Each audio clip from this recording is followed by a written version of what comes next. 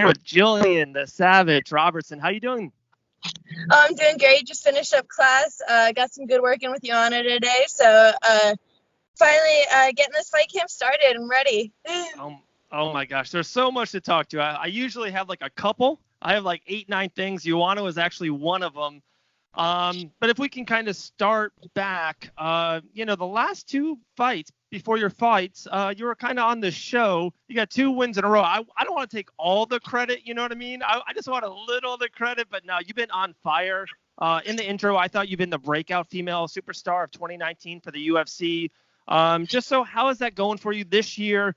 You want to wrap up UFC 240, second round TKO, and just kind of put a bow on that, and then we'll go forward. It feels great. Like you said, I feel like I'm really coming into my stride this year. I got 2 second round finishes, and I feel like I finally got the recognition that I deserved after my last one. I feel like I finally got noticed after that finish, and I got the fight I deserved. I got a bigger name, and this is really going to put me up there. A win over Maycee Barber is a big deal. Very true. Okay, we're going with it. Maycee Barber, 7-0. 6 out of the 7 has been finishes.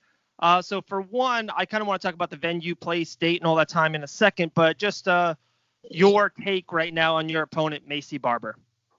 I definitely feel like I'm not taking it lightly. I feel like she's 7-0 for a reason. She's young, but she's experienced. She's very good, and she just hasn't been tested with an opponent of my level, of my caliber, and I believe that my jiu-jitsu is going to take her into deep water.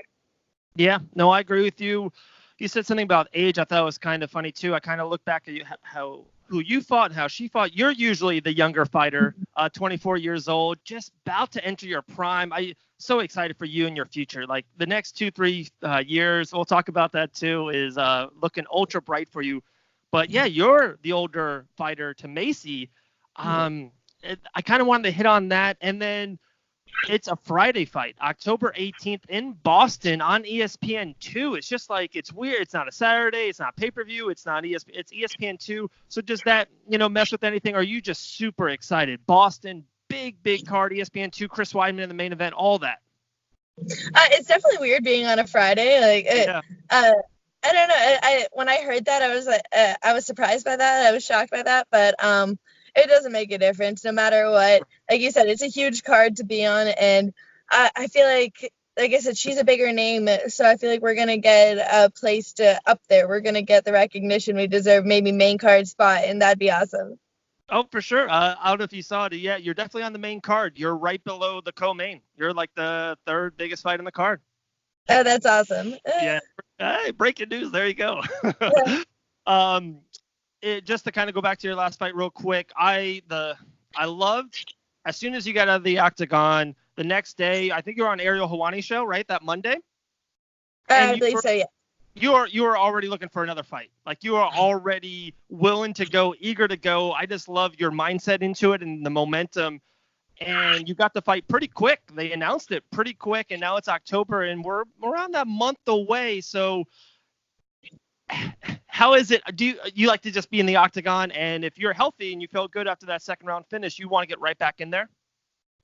No matter what, I'm looking to get back in there. This is really, I'm training full time. I'm training twice a day, every day if I'm out at camp, and then in camp I'm picking it up a little bit, picking up the pace, picking up the speed. But no matter what, this is my full-time job, so this is what I do, and I want to stay as active as possible. And I know that I am still a younger fighter. I got to work my way up to the top, and I'm willing to do that.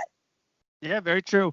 One thing you said in the media, you were like, you won the fight, and also one thing that was kind of like made moves was your defense of Greg Hardy, and you kind of had his back. Been down there a couple times, met him 3-4 times, and every time he's gracious to me, beyond, polite, beyond, talks to me, blah, blah. So, like, I kind of defend you with that. It's everyone makes mistakes in life. I've made mistakes. Everyone does. And just all I can do is just, grade him on what he's doing now and how he's treating people now. So, like, I kind of do commend you on your defense of Greg Hardy there. Ever since the day I've met Greg, he's one of the hardest workers I know, and we're not necessarily close, but he always goes out of his way to say what's up, come say hi to me, Yeah. he doesn't act like he's some big NFL star or anything like that. He's always being cordial, and like you said, there's nothing to say negative of what I know of what I've seen of him. Sure. And the man made a lot of money playing football. And, Coach Billy Patton says it all the time. He's up there staying in the dorms. He's staying there like on the grind, like with a lot of the MMA younger fighters trying on the come up. So you got to respect that. He's all in. He's going forward. He's not big time in anybody. I give him a lot of respect for it. So Maycee Barber, after we get this W and get the win, at the end of the year, early, 2020, a big fight for you. It's got to be like a Liz Carmouche, JoJo, Andrea Lee. After that, like Valentina could be around the corner. Like, do you kind of have that in the back of your head, or it's like, man, we're maybe 1 or 2 away?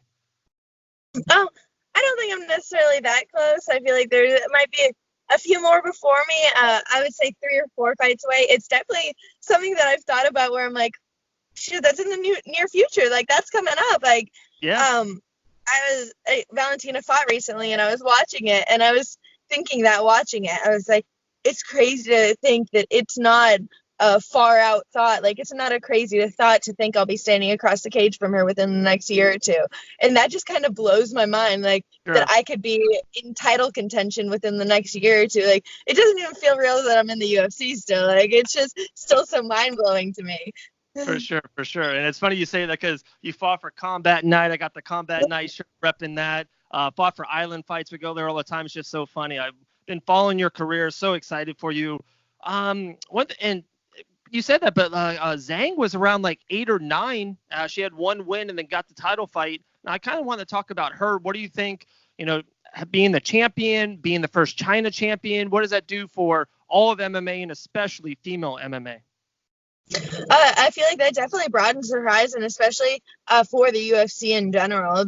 I feel like the Asian culture is pretty well versed in the MMA with ONE FC and things like that, but the UFC hasn't really branched over there yet. So this is a huge branch for the UFC, just bringing in more viewers, bringing in a whole nother population of viewers. And Weili Zhang is just she's a monster. Like, you can't deny it. Like, yeah, she got the title shot quick, but she deserved it. Like, she beat Jessica Aguilar in an impressive fashion. Then she beat Tisha Torres, 2 very game opponents. And apparently, like, Dana White said that everybody was denying her. That's the reason he gave her the title shot. And it's 100% understandable why girls would be denying her. She's a monster. She's a tough one to deal with.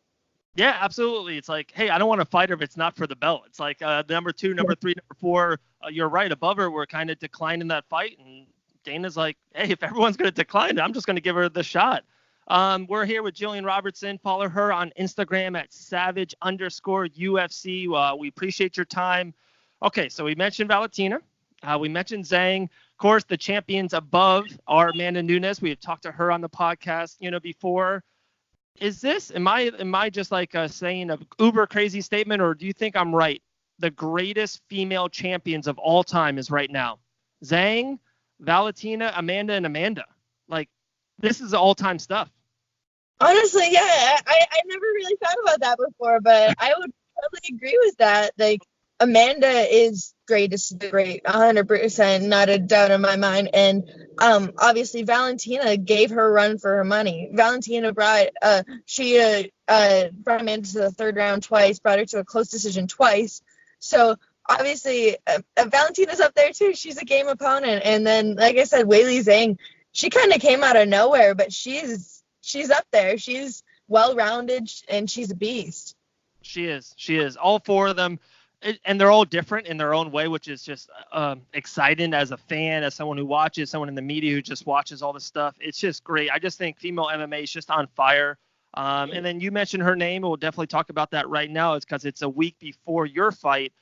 Joanna fighting Michelle Waterson in Tampa, close there to Coconut Creek, just across the state. How excited are you for Joanna? How does she look? And what is that, the landscape of female MMA in that weight class? This is the fight. Oh, obviously, I'm super excited for. This is a huge matchup for Michelle Waterson. And Today we actually had UFC media and they're filming for her, so you'll probably see some videos of me getting thrown around pre-fight week. Some videos of me getting punched in the face and me thrown around a little bit, but she's looking great. She's feeling strong. She always, I feel like nobody has more drive than her. Nobody's got a more push than her. Like, even if I beat her technically, she just goes constantly, and you understand why she's a world champion. She just has that push. She has that nonstop. Yeah, it's the perfect balance. It is the hard work ethic, the motor of nonstop, and then just how technical she is on the feet and her striking. She is an all-time great, one of the best female fighters of all time, bar none. One thing, so we talked about in the past too, Dean Tool Promotions had that super show. We've seen you at Miami Rollers a couple of times. They got a show coming up. I think it's actually this weekend or next weekend. And we saw you. Hope you're healthy. We talked about a little bit off air about the Leo Code show that you were maybe going to do. And hopefully you are still going to do that. Maybe it's in Orlando this weekend. I just love all these shows. It's just great to me. It's we call it like weekend warrior shows. It's just, you stay busy. You see a lot of the fans. It's just great to, roll and, it's a part you work on your game in full motion. So just talk to me what's next for you in that avenue, and just talk to me about that whole scene.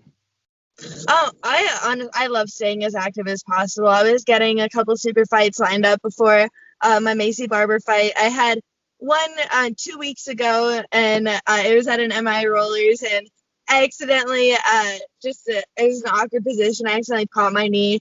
So I'm going to be fine for my fight no matter what.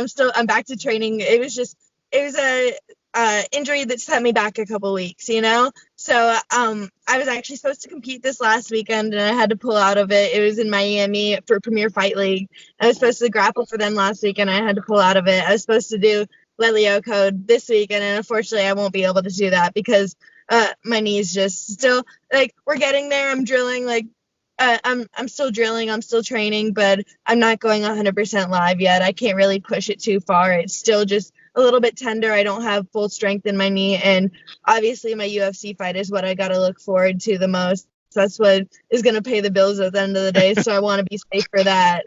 So, yeah, I'm just taking care of it right now, going on a physical therapist like 3 or 4 times a week. We're investing into it 100% as much as I can. This Maycee Barber fight is the biggest opportunity I've ever had. And when this knee injury actually first happened, we started coming into talks of maybe pulling out and things like that. And I was a wreck. It puts me into a depression because this is like my biggest opportunity. I've never pulled out of a fight before, and this wouldn't be the one that I want to. So it was really a couple hard weeks, these last couple of weeks, just trying to deal with that. But it looks like we're getting better. We're getting stronger, and I expect to be going live probably like next week, the week after. We're gonna start pushing the pace a little bit more. Nice. Oh man, I definitely hope you're 100% healthy, ready to roll. And yeah, those shows are great. They're part of the tool shed, I always say, but they're not, the tool shed. The UFC, October 18th, Boston, ESPN 2. What a big show. It's going to be watched by so many people.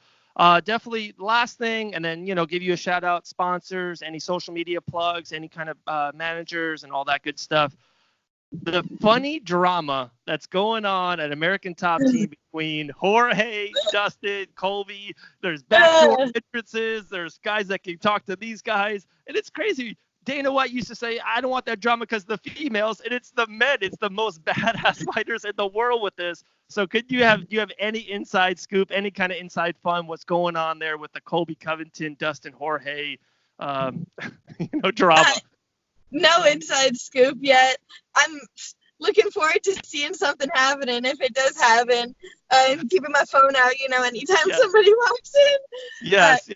Colby was here today. I believe Dustin's up in Louisiana still, and Jorge hasn't been in. I don't know where he's traveling or something like that. So haven't seen him in the same room together yet, but looking forward to that moment. Whatever you get on your phone, send it to Fight Bananas. We'll post it everywhere. We'll definitely give you all the credit. Oh man, it's just we love American Top Team. We love Jorge. We love Dustin. We're kind of on that side, to be honest. But hopefully everyone's cool. Hopefully all that stuff goes away, because we want the best for all the fighters and all of you guys. So, like we said, we appreciate your time. You're on the show again. So to me, it's going to be 3 in a row. Maycee Barber, I'm sorry. Watch out. It's a W for you. The floor is yours. Any kind of shout outs? Floor is yours. Just thinking Creating Better Days, CBD, and Fresh Fit meal plans, as well as the FTWR brand, where you can go ahead and get your Savage shirt. Follow me at Savage_UFC on Twitter and Instagram, and go ahead and watch me get my hand raised October 18th in Boston. We will. The Fight Bananas community has your back. We can't wait. October 18th. Gillian, thank you so much for your time. We appreciate it. Oh, thank you for having me. Bye.